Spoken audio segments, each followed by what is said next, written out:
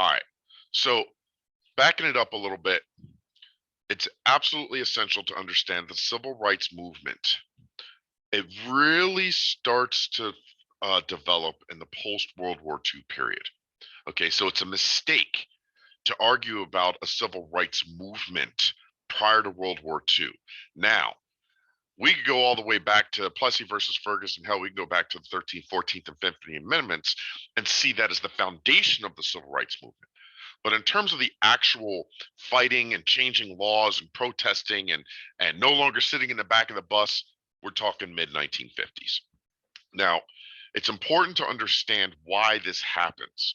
Okay, and again, we don't need to go through too much of the Jim Crow. You understand what it was, how it developed, and ultimately how it impacted society, right? The separate but equal, the idea of segregation, the idea of using a variety of different ways to define, right? So this is where, for instance, we start talking about the social construction of race, right? Where we started all these a month and a half ago for this class.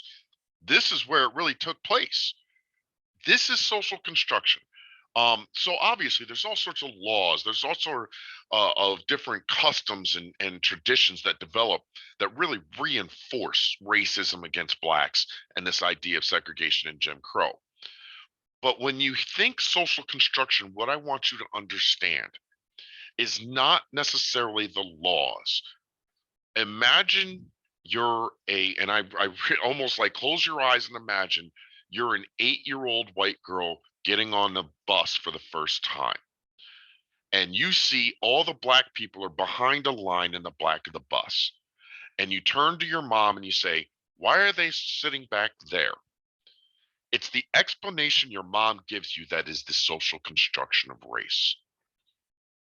In the same exact way that an 8-year-old black girl getting on the bus for the first time turns to her mother or father and says, "Why do we have to sit back here?" So on the certain level, social construction of the laws and the framing and the customs, but on a deeper level, the actual construction, the actual making of race is how those two answers come out. Does that make sense? Yeah, that makes sense. And That so makes sense. when you think of it that way, then you have to start to think of the civil rights movement as a deconstruction of those concepts. It is Rosa Parks getting on the bus, knowing what she was taught about segregation because she was taught it by her mother, who was taught it by her grandmother. This is why we sit in the back of the bus. But all of a sudden now, people are saying, "I don't care what the definition is, I'm no longer accepting it." So again, we can talk about the laws, we can talk about the protests. It is that deeper rejection. I am not lesser. I do not deserve to be separated from white people at the lunch counter. That's the that's the threat. When you look at that critical race video, the real threat is the reconstruction of identity.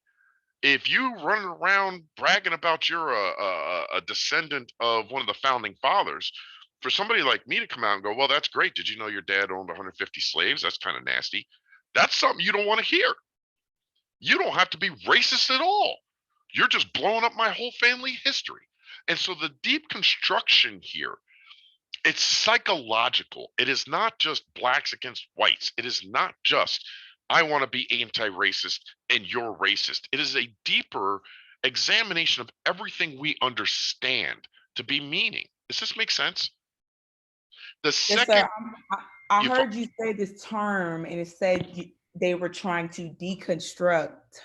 Um, and that kind of is like ringing a bell because now, kind of for the discussion, I'm like reconstruction versus the deconstruction because ideally, that's kind of a big, that's a the lot to talk Civil about. War deconstructed slavery in the South. Yeah. During that process, it broke the country. So what do we have to do? Reconstruct America, right? So right Right. now, as we speak, we're reconstructing our understandings of race in America. And again, I'll throw this out, and you particularly will appreciate this.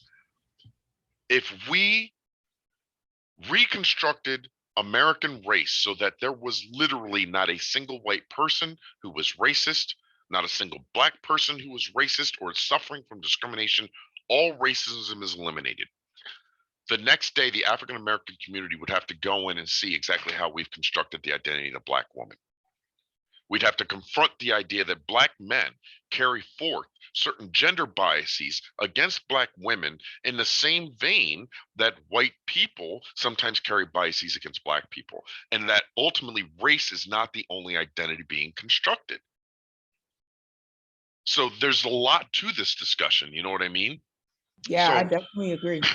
when we talk about where civil rights come from, we obviously, again, we're beginning with this idea of segregation and discrimination in throughout all of the United States. I cannot stress this enough.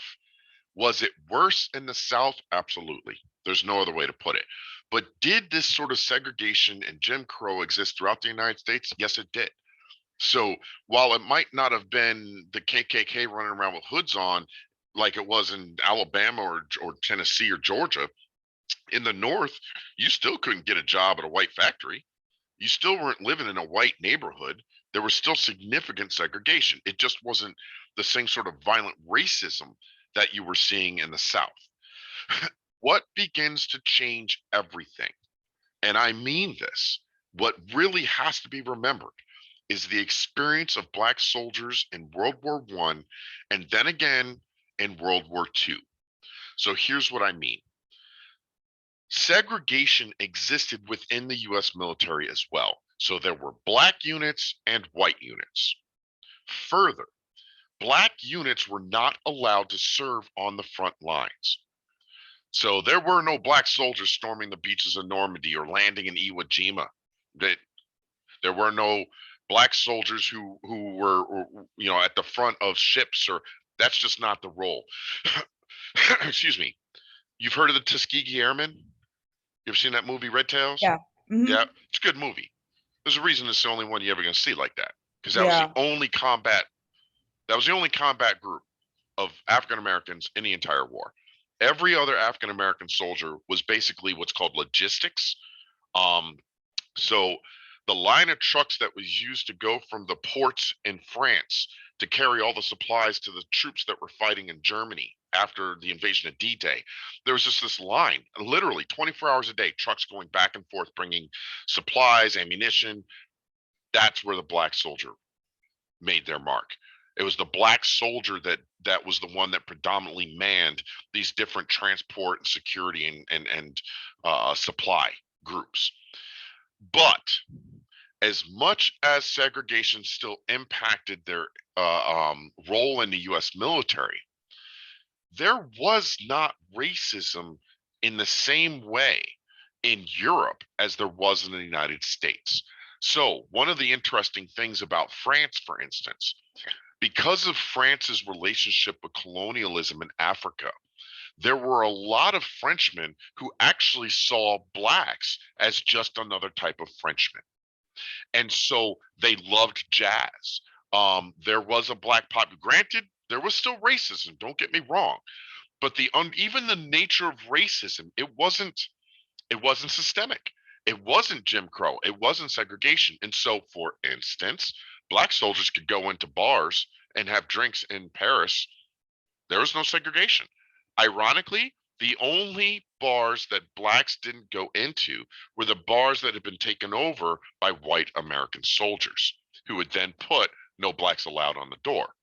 But in terms of the experience in France and Italy, these countries in England, those countries showed an entirely different picture to the Black American. This idea that I could be treated relatively equal and have access to all these other things. It's a new world. And then guess what? The world ends. All the American soldiers, Black and white, go back home. And guess what? You're right back in segregation. So literally, you've got Black troops with medals on their chest coming home and being told that on the train back to their hometown, they have to sit in the back, or they have to sit in the Black car, or they have to get out on a certain side because it's whites only on that one platform.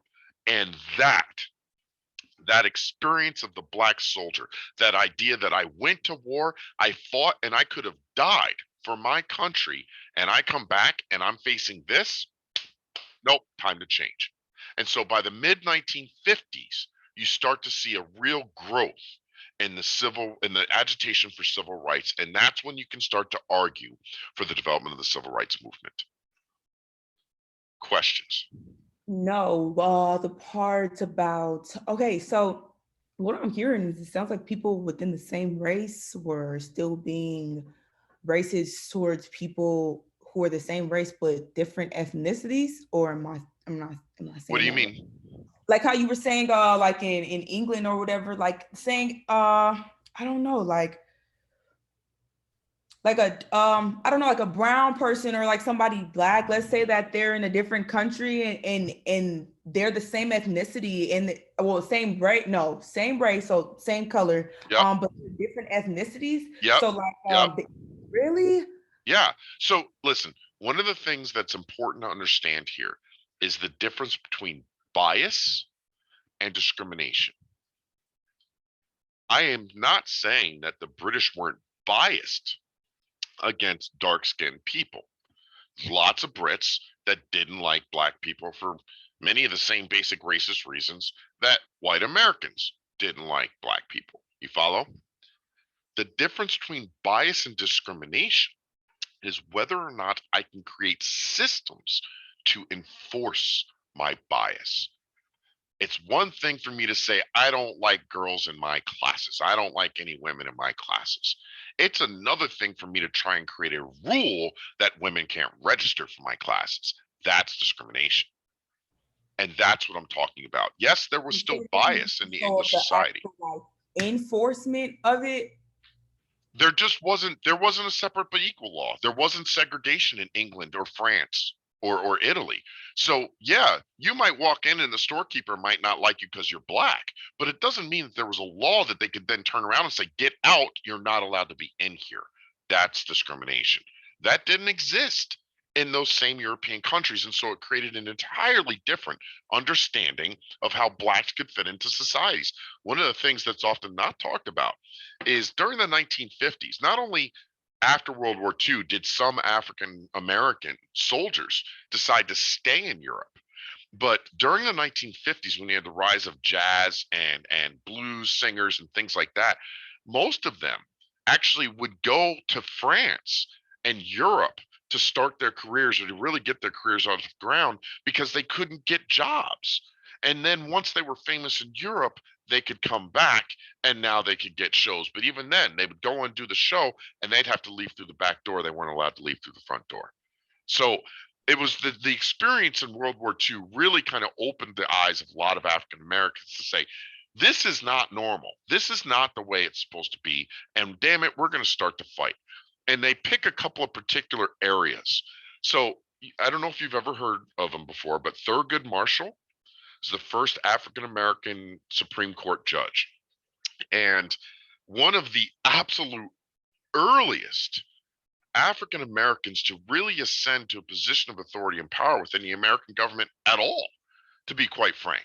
And so this is important because one of Thurgood Marshall's very first goals was to end segregation in public schools. And so he really goes after the idea of separating children in the process of learning, especially as he's able to demonstrate more and more that this separate but equal BS is not true. They're separate, but they're sure as hell not equal. When you compare African American schools, schools in black communities in like the 1930s and 1940s, even, the only gems, ironically, are the HBCU. And even the HBCU lags behind traditional white institutions at the time. But when you start looking down at high schools and elementary schools, the gap is so wide they don't even look like the same thing.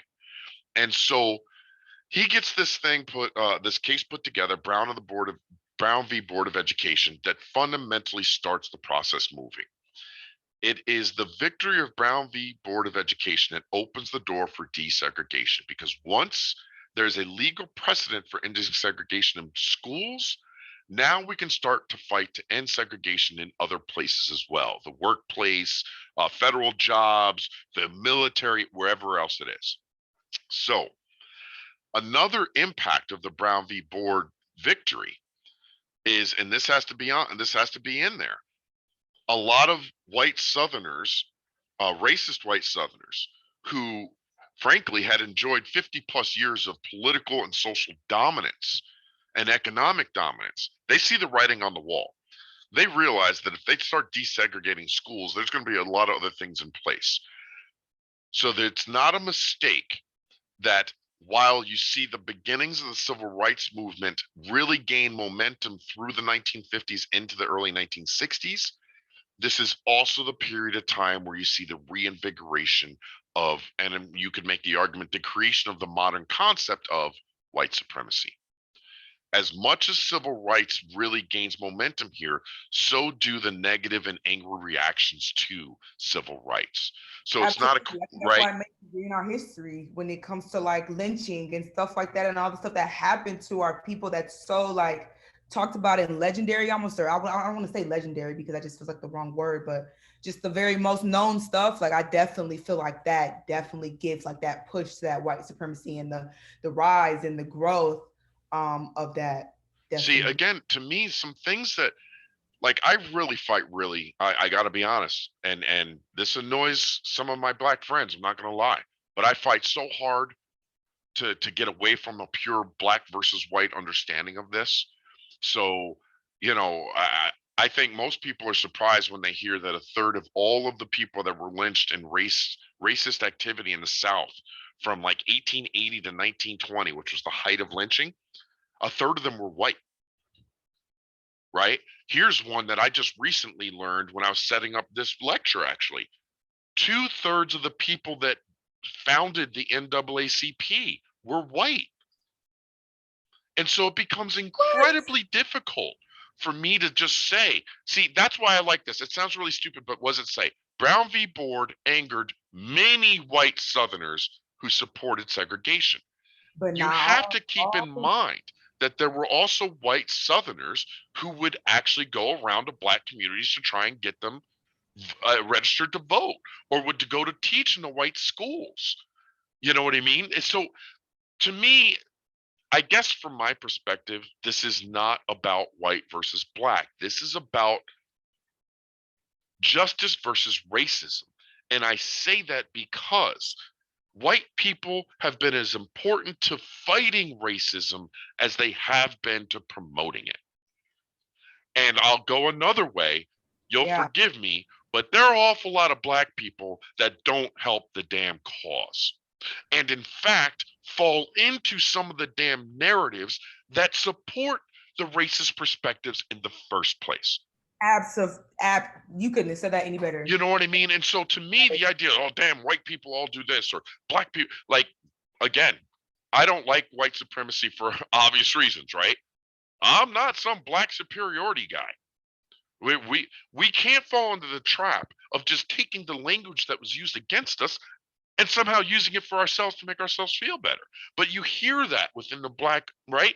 And what that does is it allows the white supremacists to dig their heels in and say, see, you think you're better than me. What's so bad with me thinking I'm better than you? It's a really tough line to walk. And the toughest thing in the world right now for the African American, in my opinion, is the idea of how do I balance my anger with righteousness?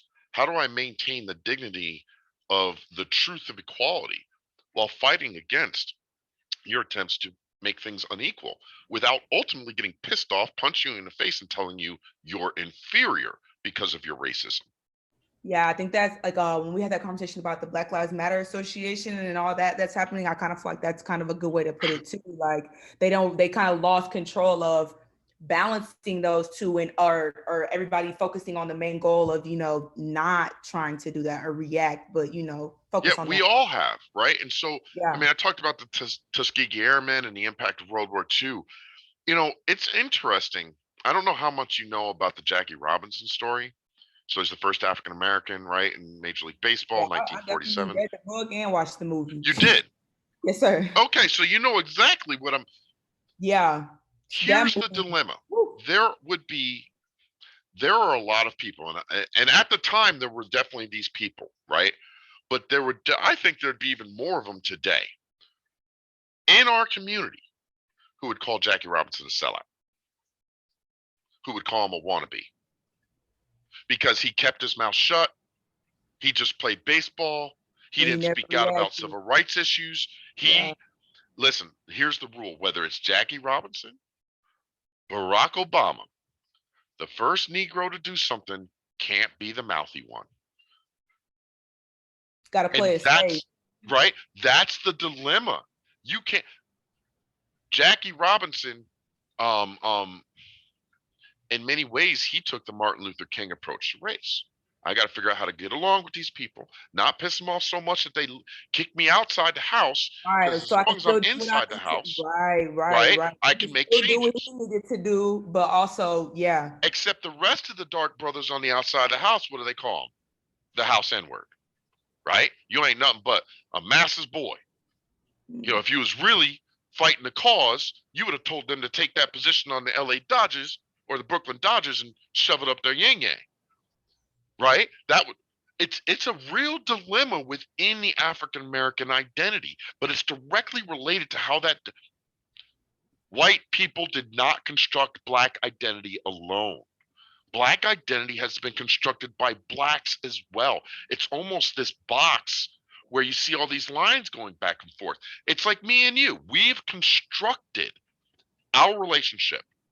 Your understanding of what a teacher is, my understanding of what a student is, your understanding of an older black male, my understanding of a younger white or black female. I mean, we go on and on. And it's all happening at the same exact time. That's it's funny because when you say it like that, it makes sense, but at the same time, understand why some people go, yo, F all that, man. Just tell me what black and white are. That's too Yeah. complicated. I don't want to take all the time to learn all that. Does that make sense? No, yeah, that makes sense. And I definitely, yeah, that was a good, I'm glad you brought up Jackie Robinson because that was a great one. Cause I definitely watched that movie a million and one times. And like every time I watched it, I would just be like, I could never understand how. Like I always say, I could never live in that time period because I just wouldn't have made it. I would have been one of those black people that were constantly angry or trying to just always react or, you know What what I'm if saying? I told you part of that answer? Because I think the same thing. It reminds me, right? There's this Eddie Murphy skit from way back in the way when he was real famous before he started making dumbass movies. um, and part of the skit, he's talking about what he thought a black person today would have been like going back to slavery. And he starts the skit by saying, man, you take that whip, I'll bring that whip over here. I'm gonna take, and like the hard African American today. Right, right. And he's like, yep. And you know what? The first time you would have got hit with that whip, you would have learned, all right, yo, I'll pick your damn cotton. Just back off with the whip. In other words, it was a funny way of him trying to say, we are looking at the past through our modern eyes, our freedoms. No matter how angry we might feel, no matter how much racism or segregation we might still feel we're experiencing, it isn't just a tiny fraction of a little percent of what was going on back then. So whether it's me or you thinking, man, I never would have took that, we're taking for granted the idea that our grandparents and our parents and all our friends and our teachers and the cops and everybody we ran into would have reinforced that this is the way it is. Right. Now we might have been angry, but I'm not sure. I as much as I'd like to say I would have been some massive fist in the air civil rights person, I don't know. I don't know. I might have been just trying to survive too. You know what I'm saying? No, yeah, like the more that we talk about it, I'm like, no, like I kind of hope I would hope that if that was ever like, yeah, I would just try to make it about like everybody I else. could see I myself, get it. Like I don't blame people or think that they would be a sellout for doing that. So yeah, for sure. and that's one of the great there are a lot of legacies of racism in this country that create kind of these really often overlooked dynamics of responsibility. Um, and so, all right, Jackie Robinson going for his own. Maybe he didn't do it the way other blacks would have done, so now they're speaking out. But if Jackie Robinson wasn't black, it wouldn't even be a conversation. Oh No yeah. one ever talks about the idea that a white American getting a job or doing something then represents all white people as a form of success. That's a purely black dynamic developed by racism. So, Dr. Saphir left, right? He went on to greener pastures. if doctors, and this is, I'm being brutally direct, this is my own personal hang up that I actually had to confront when Dr. Shafir left. I was upset that he left. I I I I felt like between me and him, two African American males with PhDs, man, what else could this school possibly need? Right. Right. So when he leaves for the bigger pastures or he's making the professional decision, there's a part of me looking at him like some of the brothers looked at Jackie Robinson back in the day. Like, dude, if you can't do it here, then what's, and I had to stop myself and realize that I was fundamentally being impacted by my own incorporation of the racial biases, my own inability. I myself bought it. I drank the Kool-Aid. I drank this racist understanding that somehow blacks have a unique responsibility to each other that doesn't exist for everyone else. That's part of the racist narrative. Why can't a black just survive? Why, Right. why is it that I have to take a job here for half the money because it's for my community, but if I take a regular job over here like everybody else, non-black or otherwise, would take, somehow I'm selling out? Man, that's just as much of a result of the racist narratives of this country and how they've impacted blacks as the perpetual of racism and, for instance, white cops. It's the same psychology.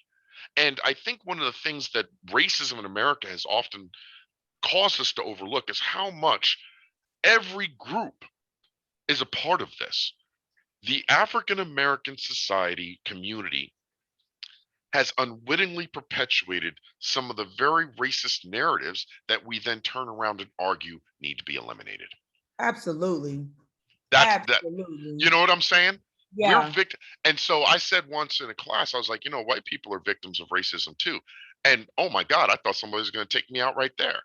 But when you consider that you could run into Jesus Christ himself, and our first thought as Americans is, well, you're white American, you must have a little bit of racism in you. Right? There's the automatic assumption. If we assume all blacks are the victims of race, we tend to also assume whites are all culpable in some form of racism, and neither of those are true. Right. And so it's just, I don't know. I think I it's hope just this is making sense. especially people in my generation. I think that's a lot of them. A lot of them. I think if you was to tell somebody that whites like that, you was to tell them that, they would just look at you like, "Are you stupid?" Like, but I don't think ideally that anybody in my generation will that I come in contact with most often actually sit and think about it. Like, actually think about, you know what I'm saying? The actual bigger idea of that and why it's that and why it's actually a true statement.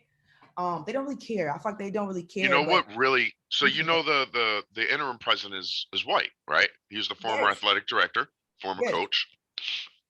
So I was in the office talking to him. I don't think you were in the one lecture I talked about this, but I know you'll appreciate this. So I'm talking to him. He's only been on the gig for like 3-4 weeks. And early on, one of the things he had to do was he had two 6-hour sessions, a Friday and a Saturday, where he basically sat down and was, I don't want to say interviewed, but he had to talk to the Alumni Association. 6 hours both days. And long story short, it was 6 hours of a white man getting raked over the coals, right, by wow, black alumni. yeah, And so he's telling me, he was like, man, I'm not going to lie. It was one of the most frustrating, anxiety ridden sessions I've ever had. He felt, I mean, for all intents and purposes, it's 12 hours of question of how do you think you're going to do this as a white person? You as know a what I white, mean? right, Right. right, right, right. And so he's talking to me about when he gets home and he's telling his wife about his day. And he was like, in the end, what I had to do was step back and realize that as terrible as that experience was for me, 6 hours a day for 2 days in a row, this is the 24/7 experience of African Americans. And the moment I realized that was the moment that I needed to step back and put everything in perspective. And I'm telling you, Logan, when he told me that little story, he sold me. He Yeah, sold me. White or black, it told me that he got it. You know what I'm saying? Um, and so I tell you that because if you're ever looking for an example of race, here's one of the dilemmas. I think not can be. I know there is racism in both the black and white community. The fundamental question is, does white racism somehow justify black racism? Are black racists less responsible, more justified? Can racism ever be justified? These to me are the deep questions. You know what Yeah, I'm saying? absolutely. But my answer is definitely no to majority of those, to all of them, just about. I mean, yeah, no. I don't think it can ever be justified. And, I don't, and when I say that, I mean regardless of who's committing that, whether you're white or black or whoever you are, it can't be justified because I spent a lot of time like I talk a lot about how like African Americans and how we do a lot of the stuff that we want to stop, but we can't stop it within our own selves. So that's just one of those things for me. And I kind of feel like racism is definitely one of them. Because you got black people that walk around here every day. I hate white people, treat them absolutely wrong. And they could possibly just be a brand, just a, you know what I'm saying, a So regular. and it's funny. I found myself thinking about the black reaction to racism in a similar manner to and this is going to sound horrible, but in the truth, so is the history of racism in America. Um, if a woman had been raped by men her entire life, we would never question the idea of her hating men. It doesn't mean we would justify it in the sense of that it's okay. We would try and help her, but in the end, we would somehow come to an understanding that a woman that hated men because of lifelong mistreatment is fundamentally different than a man that hates women. But when you step back and look at the big picture, they're both engaging hatred. So, how do we separate? How does the cause impact the outcome? How does the realities of racism in this country impact how we understand blacks who don't like white people, or blacks who believe blacks should only marry other blacks? Right, Right? right. Because that is literally the exact language that whites used for segregation. And so it's difficult to explain to them that they're engaging the same psychology that they're reacting to. I hate racists, so Mhm. you know what? I'm going to be racist to you. Right. You Good way see to what I'm saying? But put at the it. same time, to argue that there's not a justification there, I mean, me and you were looking at the pictures, we're reading this. So I'm not going to say I'm not getting pissed myself. So Right. how do we balance that? How do and the one thing we can't do, and this is where that critical race theory comes in, we can't just assume 1-0. Well, if we just understand black is this and white is that, well, then all we got to figure out is how to create diversity. Nah, man, it's not about having more brown in the office. It's a lot more than that, kid. No, okay. You know what I No, mean? yes. So I I got other articles to read. I wrote an article on diversity that really got a lot of hits, trying to basically say, you know what, diversity works up until the point that you realize diversity is just the beginning. You Yeah, need to because talk about integration. when everything was Integration. happening, yeah, when everything was happening and people started getting diversity leaders and trainers, and I was like, where are all these positions coming from exactly? It was like a diversity person on every exec board Yeah. or every high. Except here's the truth of it. The group that most needs to really engage concept of diversity are groups of leadership. And I'll tell you now, if you think of every diverse, I don't care if it's at my local restaurant when I was a cook or my university, every diversity program ends at the same spot. The board of directors sitting around realizing that to truly create diversity, three of them are going to lose their jobs. Mm, And the moment the room of leaders realizes that, oh, well, why don't we go ahead and postpone next month's meeting? Why don't we hired two black guys, so why do we keep needing to talk about diversity? And all of a sudden it ends. And that's how most diversity programs fall to the wayside. That's why there's been no true change in the distribution. I mean, not for nothing, but the distribution of CEOs is, was it 3% black or whatever it is? That ain't changed in 20 years.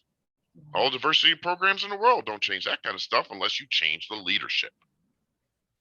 But I digress. All right, this go Brown for it. versus Board of Education thing. Okay, again, it all comes down to this young lady named Linda Brown, black third grader. She literally got to walk, and this is the stuff we hear our parents say, and we're like, yeah, all right, stop making me feel. This shit really existed when they were young, All right, really happened. Right, right, right. right? She's walking a mile and a half to school one way because she can't go to the white elementary school 7 blocks away.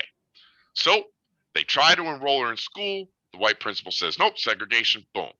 The NAACP takes up the case, okay?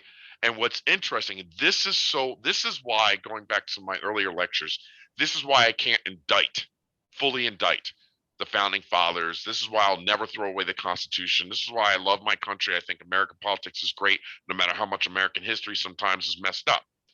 Because they were able to win the case solely on the existence of the legal 14th Amendment. No matter all the other segregation and racism that existed, it was use of existing law. This is what you said is the case. Boom. Now you have to overturn this. And they won. And that is the beginning. You could kind of look at Brown v. Board of Education as the beginning, the true beginnings of the civil rights movement. Now, over on the left is a picture of everybody that won the case in the Supreme Court. Please note, 1, 2, 3, 4, 5 of the 8 men are white. 5 of the 9 men. Okay. And they're all NAACP lawyers. That's Thurgood Marshall in the middle.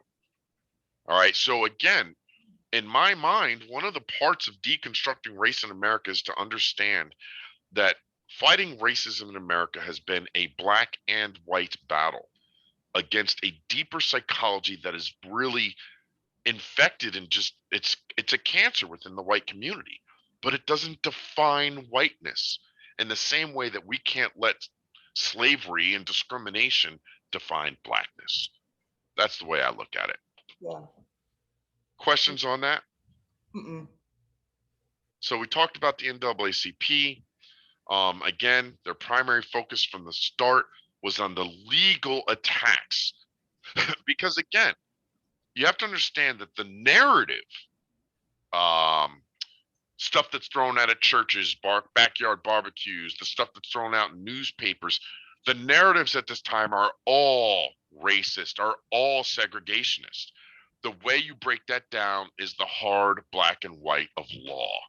And that's where the NAACP makes its mark. That's really, the importance of it.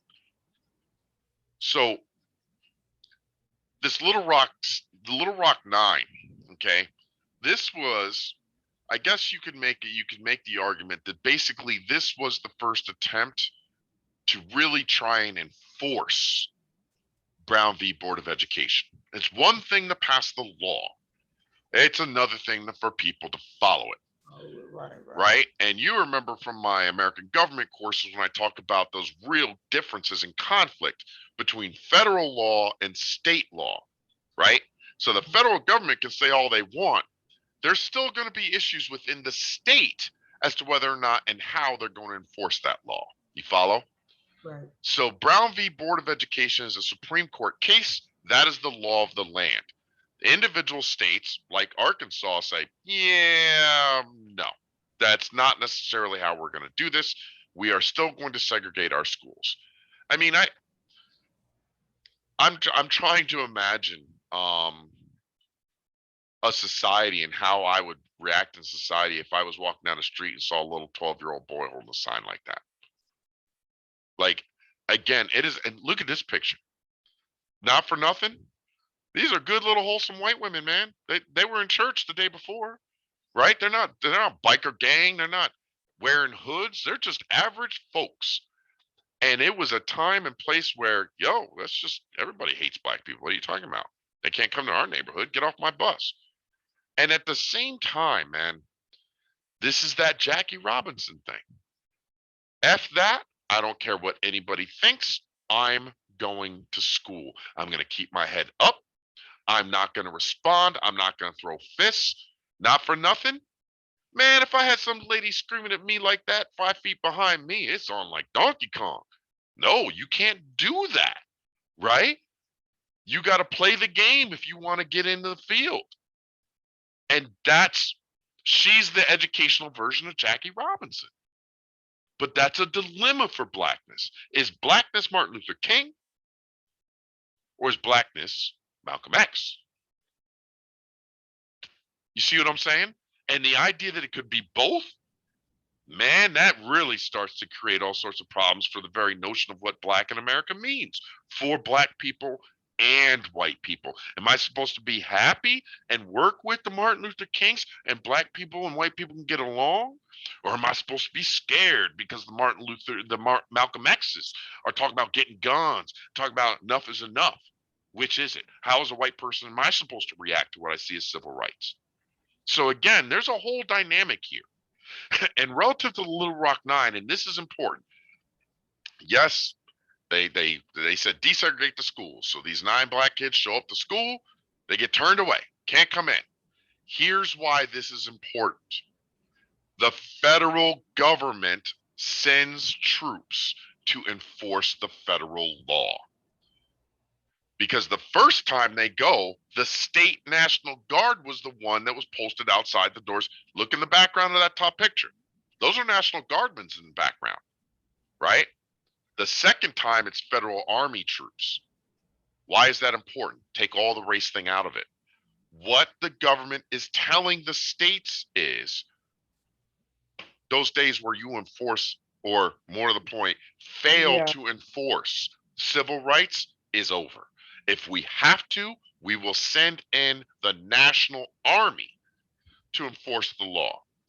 And I'm telling you, I really want to put all these pieces together. I want you to think about the anti-federalists in the Constitutional Convention, the people that were scared of big government. Because guess what? They're the foundations of right-wing conservative today.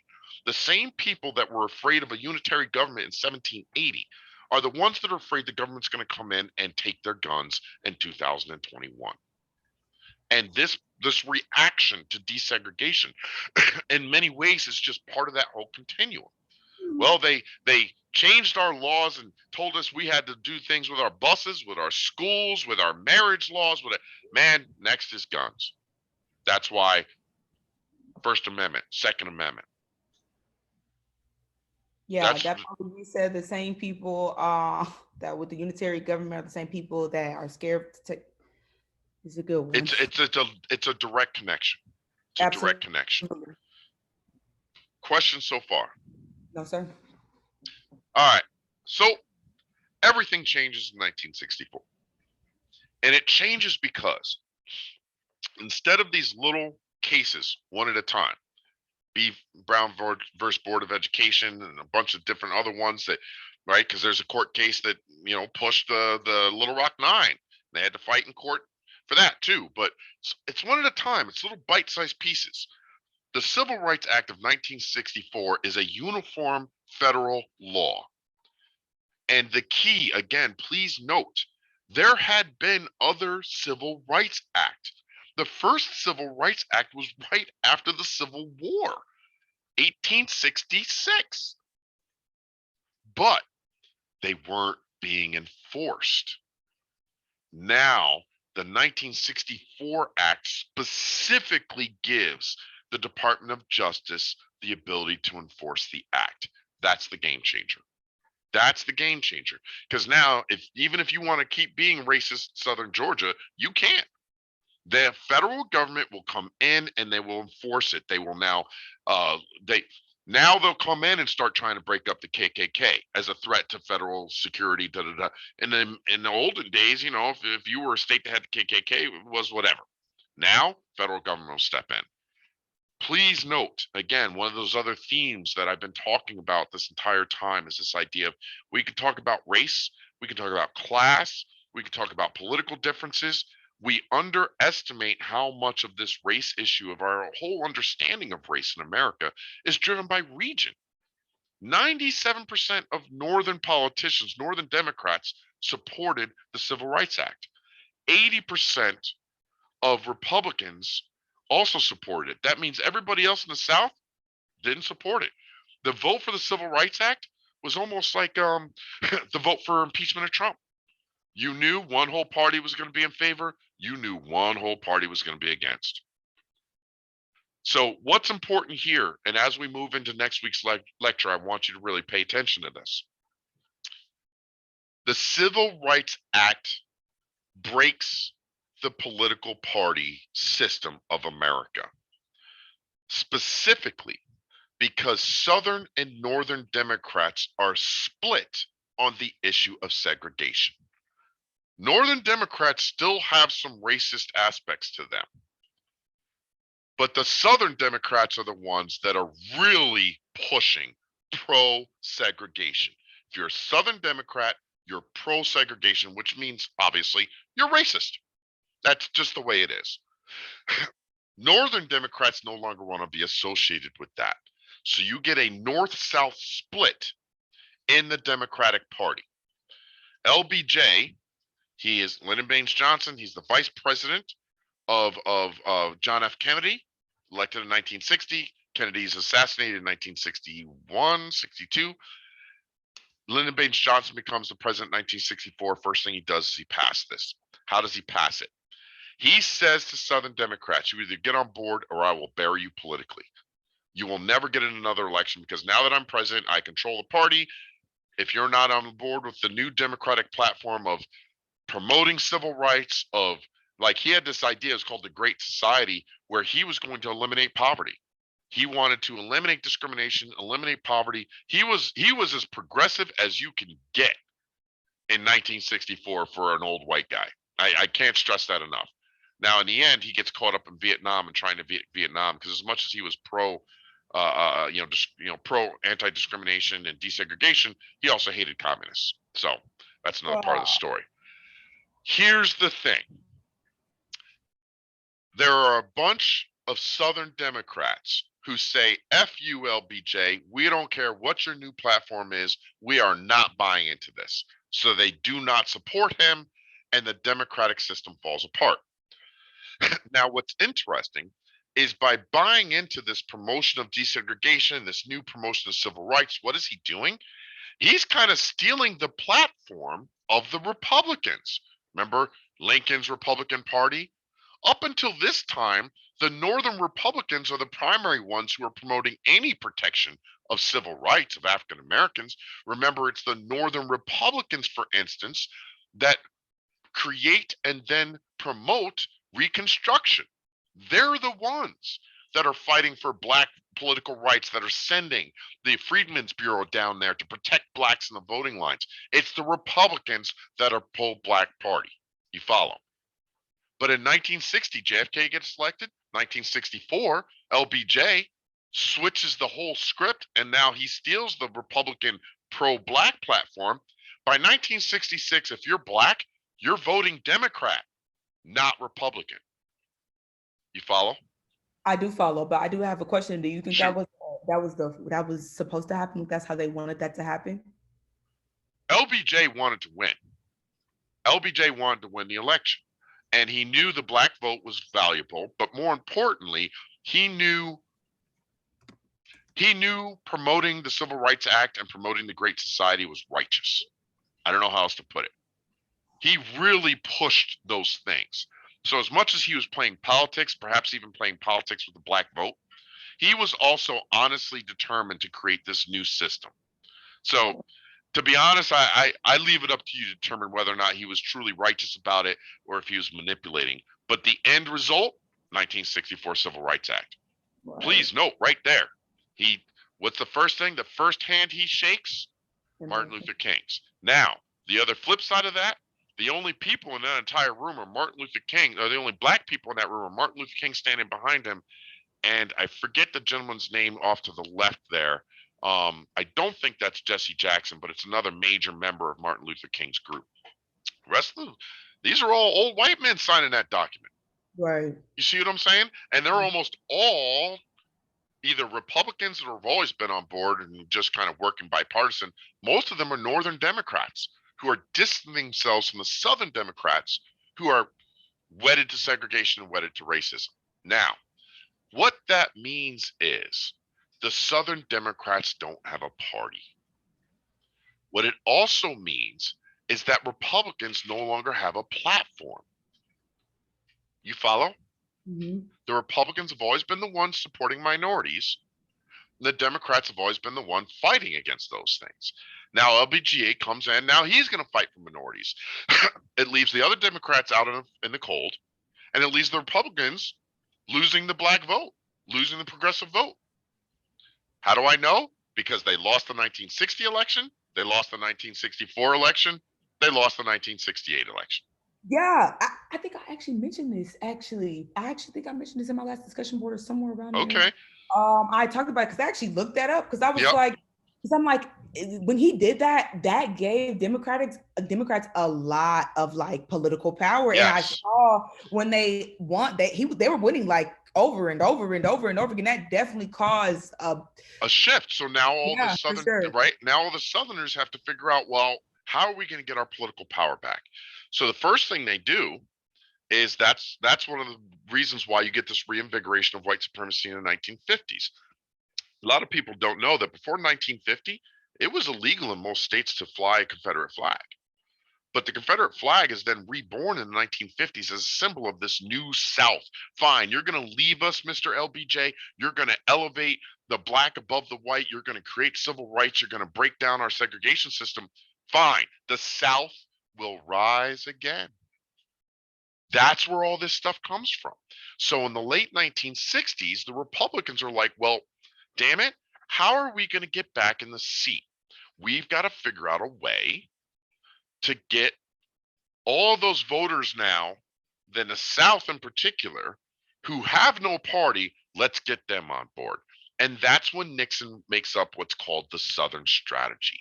That's when you see the Republicans switch and they start now trying to woo all those Southern Democrats who now can't be Democratic because the Democrats are now the liberal party. The Democrats are now the party of minority. So the Republicans go, fine, we'll switch. Now we'll become the party of the old South. And Yeah, that's when they switch. yeah. When you say that they with the Confederate flag coming again, it gives me real "Make America Great Again" vibes. Oh, Honestly. it's listen, let me put it so I'll never forget this. There was, I forget the names of the politician, but he was asked during the election thing, can you please explain what you mean when you say make America great again? Long story short, his answer was the 1920s was the great time in America because of economic boom, because of whatever. And the person interviewing them says, well, what about the fact that segregation and women had no rights? And he was like, that was just a minor thing. And so, yeah, in my mind, there's a direct connection between the people in the 1950s and the 1960s that were looking to reinvigorate that Southern segregationist, racist perspective, and frankly, the Make America Great Again approach today. There's Yeah. this because both of them rely on a fundamental belief that the diversity, the inclusion, the expansion of identity and freedom in that area today represents a threat to what they think America should be. White, bi-gender, Christian, fly the flag, call it a day. Right. Great, quote unquote. Yeah. So this last part of this lecture that I want to get into is this idea. I really want to throw out the differences between Martin Luther King and Malcolm X, because in my mind, the difference between these two individuals crystallizes the truth that there is no single black identity in America. The way they grew up, the way that they understood race relations, the way that they presented their own perspectives and philosophies, and ultimately how they are viewed by America really encapsulates not just the friction between black and white America, but the friction within white America or within black America as well. So you have Martin Luther King, he's born in the South, 1929. They're born about the same time, okay? And Malcolm Little, it's his original name, born in 1925 in Omaha, Nebraska. Now, interestingly enough, I would argue that the initial experiences in both places is somewhat similar. They're both relatively white communities. They're both on some level experiencing segregation during that period of time. It's not like one was born in Atlanta and the other one was born in New York City, you know? Here's where things start to shift, though.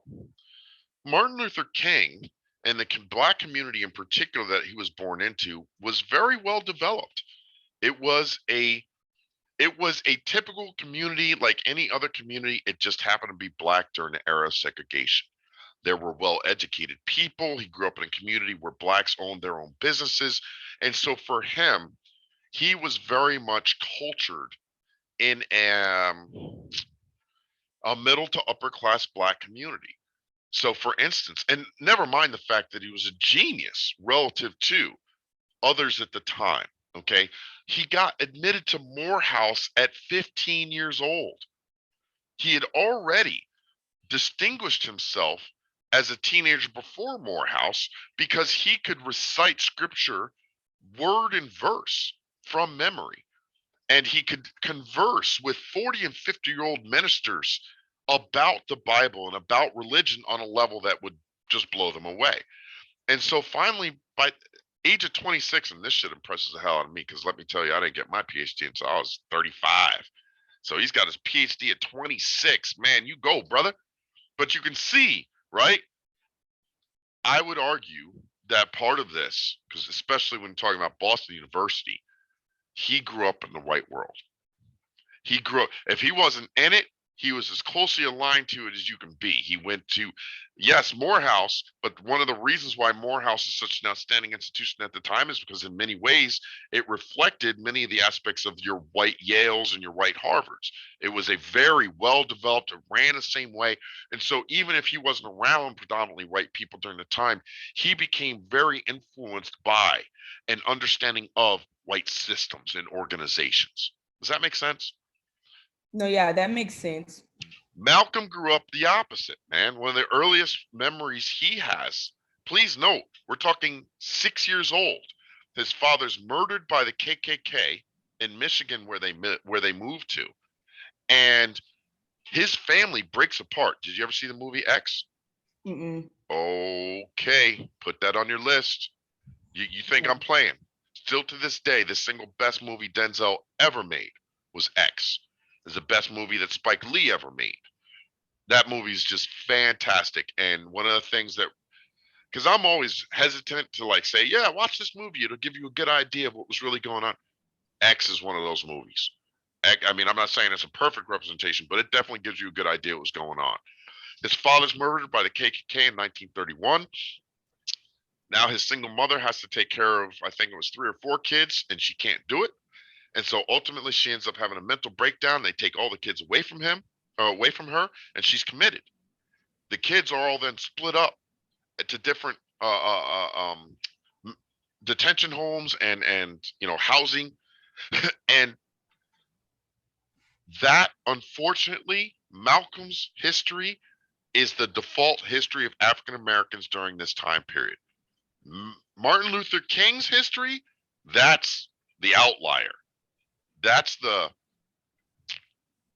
in the end, there are a lot of people who argue that Martin Luther King engaged assimilation, i.e., making blacks more white because of his history and upbringing.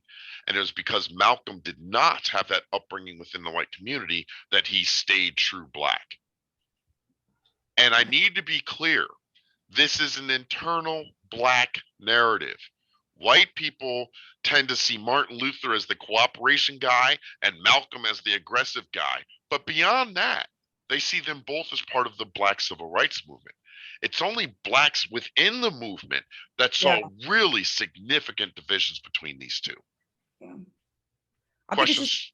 Go ahead. I think since I definitely have heard that argument a lot of times, and I think even like when we talk about it in other classes, in history classes, you have a lot of people who are MLK versus Malcolm X, or how their itineraries were so different when it comes to how they did things. But I think that for how they grew up as individuals and what they both endured as individuals and how they took those routes to try to overcome the same thing, it makes sense to me. I couldn't see Martin Luther King out here trying to shoot and fight and, you know what I'm saying, violently do that, because I just couldn't see that. But I could understand Malcolm X's motive behind it. I see where he's going, but I can understand his motive of the anger. I think that's where it comes in with the anger and trying to stand for what's right. Balance really comes in, because I feel like Dr. MLK is on one side and Malcolm X is on the one side, and the identity of the black person is balance that right in the middle. Well, and that's the key, is that, again, my opinion,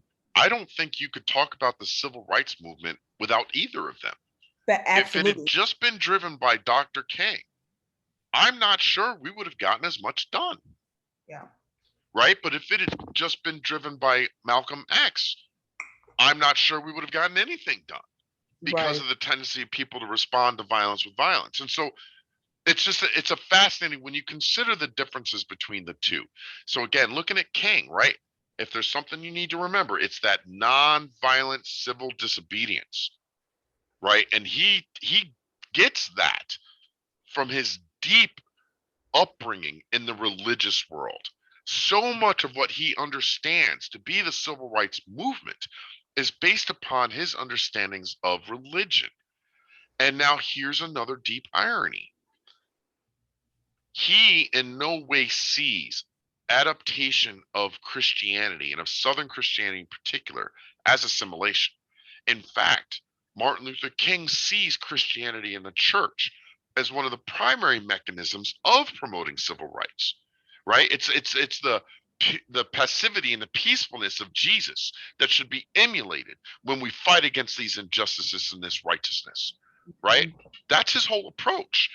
And so that's where, and I would argue that that approach really rang true with a lot of moderate and liberal whites who felt like they wanted to do something because it didn't feel right to perpetuate this stuff. So when you look at these protests, 1 million people at the fountains in Washington D.C. in 1968, the majority of them are white, not black.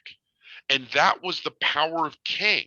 He really, his eloquence, his role in the church, his ability to meet with black leaders in Birmingham and 2 days later be in the office of the president and be the same person, that really appealed to white Americans who wanted to be part of this cause and make a difference. Um, on the flip side, we get Malcolm. And Malcolm appeals to a lot of blacks on a variety of different reasons. First, there is an argument during this period of time that Christianity is part of the black or the white, what's the word I'm looking for? Mollification, which means to pacify them, just do something to keep them quiet. And that the role of Christianity within the black community is basically a system of control that was passed down by whites all the way back to slavery. And so for Malcolm, one of the things that rises in this idea of becoming a member of Islam, the Nation of Islam, is this idea that we cannot assimilate. We must, in fact, reject all things white because they are inherently racist. And if they're inherently racist, then all things that are white must be inherently aligned against and designed to destroy blackness. This appeals to a lot of black activists at the time because we're talking about a period of time in which the KKK is becoming more active, which there are still lynchings taking place, in which there are still segregated lunch counters and buses. And so, as much as I want to take the hand of my brother MLK style, there's a lot of attraction that's coming from A, Malcolm X's rejection of anything white, and B, his belief that that rejection must in fact include violence or any means necessary. So there's an article, and I'd have to pull up the syllabus. One of the articles that I put, and in fact, I think it's a reading for this week. I found it fascinating because basically the woman that wrote the article argues that in fact Martin Luther King was the radical one, not Malcolm X. And the basis of her argument is as much as Malcolm X argued for breaking of the law, and even if that meant using of violence, Malcolm X never once was arrested for breaking the law in his entire career. After he gets out of jail and becomes Nation of Islam and starts, he never gets arrested. He never breaks the law. Who actually gets arrested multiple times? Martin Luther King. It's ironic. It's just an interesting kind of, I never thought of it that way. But Yeah, it's in no, fact, same. right? Malcolm is the one, as much as he's preaching by any means necessary, he's the one that ends up going out of his way to make sure that he doesn't hit any white triggers, doesn't ever give them a reason to actually use violence against him. And so the great irony is Malcolm plays by the rules, ends up getting killed by his own black brothers. Martin Luther doesn't, ends up getting killed by a white supremacist. There's just really deep differences in the story here, and you'll forgive me, but I really believe that you can see these differences between Malcolm and Martin, or yeah, differences between Martin Luther King and Malcolm X. I feel like you can see them reflected in the Black community to this very day. Absolutely. And so that's why I had that as kind of the end. And so if we're looking at key points, these are the ones, and I think we've hit most of them pretty well in terms of their importance. I myself, man, it's funny, when I first got to Lincoln University, I remember telling my dean that the university had really awoken in me basically what you were just saying, that somewhere in the middle.